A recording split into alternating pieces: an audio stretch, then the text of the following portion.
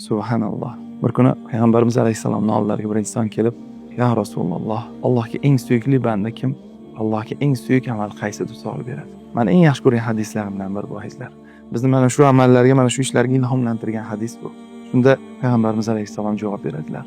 Allohga eng suyuk inson odamlarga eng ko'p naf tegadigan. Allohga eng suyuk amal bir insonni, bir musulmonni qalbiga xursandchilik qilib kirish. Qarangizlar, mana bundan ko'zlangan maqsad shu. Ko'proq insonlarga manfaat yetkazish, insonlarning qalbiga xursandchilik qilib kirish. Va siz shunaqangi Allohga eng suyuk bo'lishingiz mumkin. Va siz Allohga eng suyuk amalni qilishingiz mumkin. Bittagina ajr qolsa-da xarid qilib, faqatgina ixlos bilan. Biz bundan qayta aytamiz. Qo'sha imoratlar qilib, Dubaylardan villalar sotib olish uchun bu tijoratlarni boshlamaganmiz. Rahmat shayx bo'ladimi? Ajr qora sedana bo'ladimi? Ajr book bo'ladimi? Ajr family bo'ladimi? Hammasidan maqsad ana o'sha. Allohga eng suyukli banda bo'lish. Allohga eng suyuk amalni qilish. Yaqinlaringizga, oilangizga, ota-onalaringizga olib bering.